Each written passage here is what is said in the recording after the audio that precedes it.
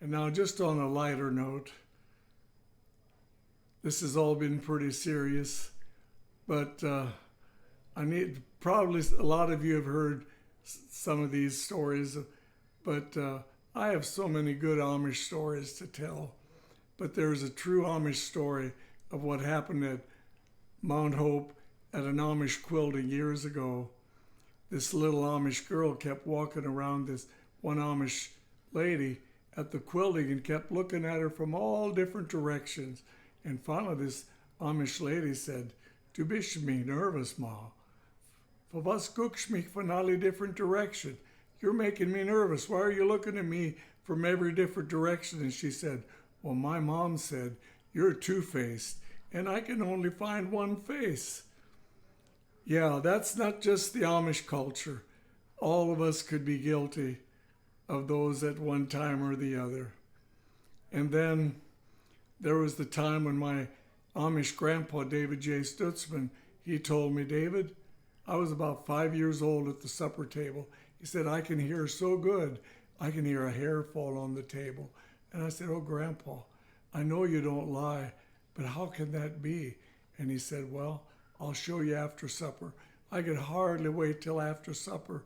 And I told Grandpa, I said, "Okay, Grandpa, shall we use one of my hair or one of your hair?" And he said, "Oh, I'll furnish the hair." And so I went out in our barn to his horse, Barney. And he pulled a 3-foot hair out of his horse Barney's tail and brought it in and wrapped it around his index finger all the way, all 3 feet of it. And then he made a little knot in it. And then he said, "Now listen, David, and we'll both hear a hair fall on the table." And it was true. He let it drop about 30 inches, and we both heard a hair fall on the table. Yeah, that's a good story to tell your friends. I can hear a hair fall on the table and see what they say. So don't let the devil mess with you. Don't let him mess with you. You put him in his place. It was like a story that Alvin Hirschberger told me. Hershey from Hirschberger Builders. He taught me how to build kitchen cabinets. He taught me pretty well everything I know. And he would tell me stories from Charm years ago.